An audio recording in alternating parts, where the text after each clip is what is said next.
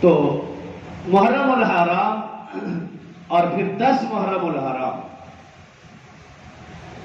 ہمارے ہاں رواج پایا جاتا ہے کہ ہم عام طور پر عاشورہ 10 محرم کو سیدنا حسین رضی اللہ عنہ کی شہادت کے طور پر مناتے ہیں۔ اس میں شک نہیں کہ اس عظیم دن نواسہ رسول سیدنا حسین رضی اللہ عنہ کو عظیم و شان شہادت نصیب ہوئی۔ بلا شک و شبہ سیدنا حسین رضی اللہ عنہ اور آپ کے خاندان نے میدان کربلا میں حق و صداقت کا علم لہرایا۔ بلا شک و شبہ سیدنا حسین رضی اللہ عنہ اور ان کے خاندان نے کربلا کے ریگزاروں کو اپنے خون سے گلنار کیا،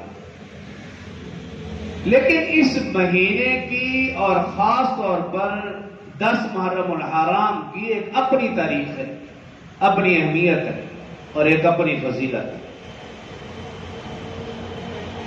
تاریخ کا مطالعہ کریں تو معلوم ہوگا اس کائنات میں رونما ہونے والے بڑے بڑے واقعات اس مہینے میں اور خاص طور پر اس دن میں ہوئے۔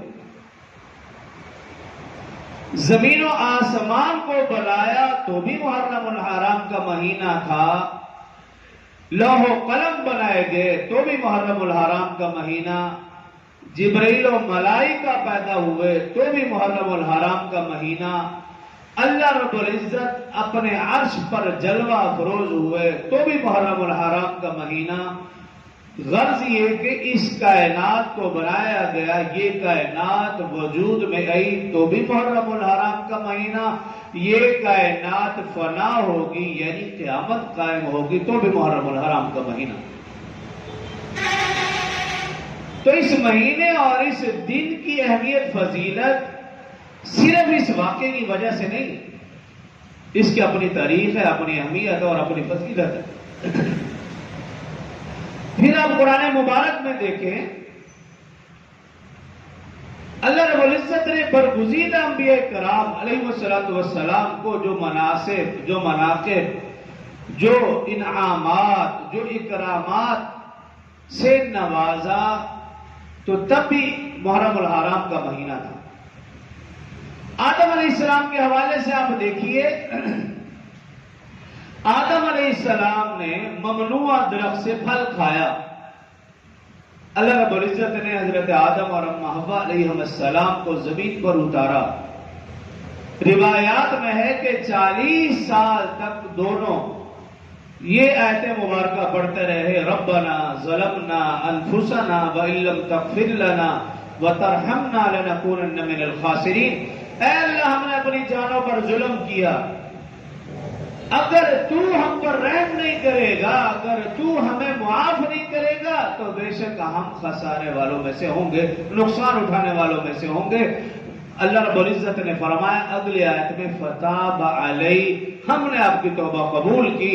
روایات میں ہے کہ حضرت آدم اور ام حوا علیہ السلام کی توبہ قبول ہوئی، تب بھی 10 محرم الحرام کا دن تھا۔ اور قرآن پاک میں ہے کہ حضرت ادریس علیہ السلام کے حوالے سے وَاذْكُرْ فِي الْكِتَابِ إِدْرِيسَ إِنَّهُ كَانَ صِدِّيقًا نَبِيًّا وَرَفَعْنَاهُ مَكَانًا عَلِيًّا، روایات میں ہے کہ اللہ نے ادریس علیہ السلام کو رفعت مکانی سے نوازا، تب بھی 10 محرم الحرام کا دن تھا۔ حضرت یونس علیہ السلام مچھلی کے پیٹ میں گئے، 40 دن تک آیت کریمہ پڑھتے رہے، لا الہ الا انت سبحانک انی کنت من الظالمین۔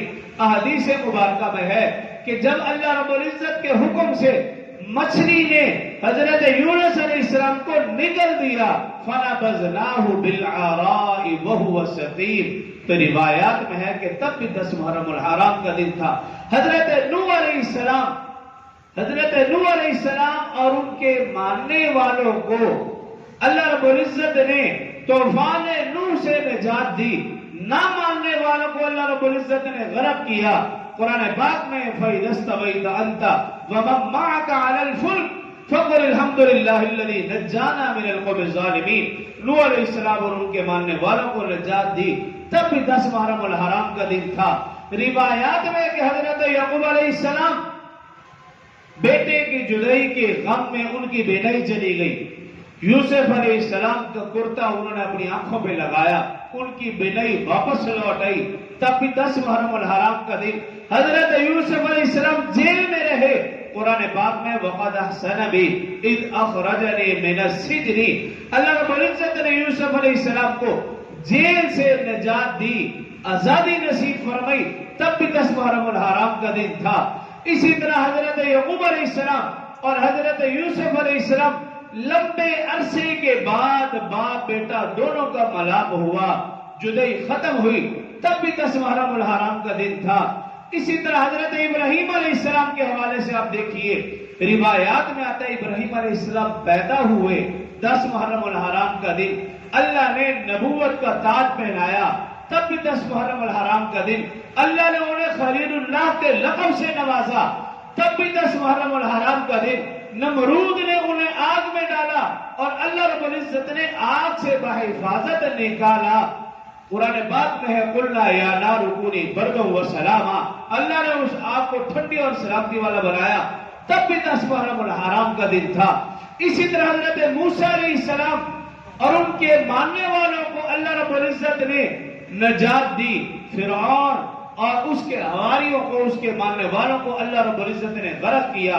قرآن پاک میں وَجَاوَزْنَا بِبَنِي إِسْرَائِيلَ الْبَحْرَ فَأَتْبَعَهُمْ فِرْعَوْنُ وَجُنُودُهُ بَغْيًا حَتَّى إِذَا أَدْرَكَهُ الْغَرَقُ, اللہ نے فرعون اور پھر اس کی لشکر کو, اس کے ماننے والوں کو اللہ نے غرق کیا.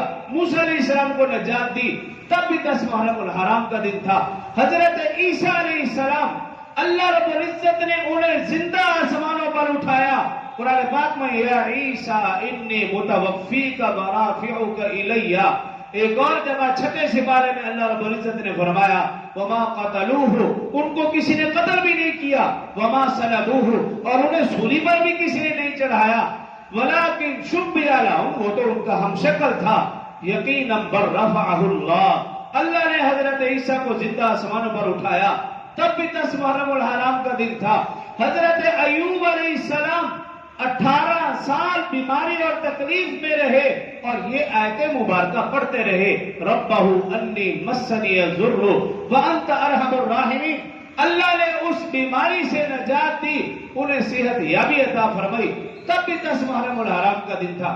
یہ چند ایک چیدہ قرآن پاک سے میں نے آیات مبارکہ پڑھی, صرف یہ بتانے کے لیے کہ 10 محرم الحرام کا دن سیدنا حسین رضی اللہ عنہ اور ان کے خاندان کی وجہ سے فضیلت اور عظمت والا نہیں, اس مہینے کی اور اس دن کی ایک اپنی تاریخ ہے. انسان کے آنے سے پہلے سے اس کی تاریخ شروع ہوئی اور پھر انبیاء کرام آتے رہے. اللہ اس دن انبیاء کرام کو نوازتے رہے.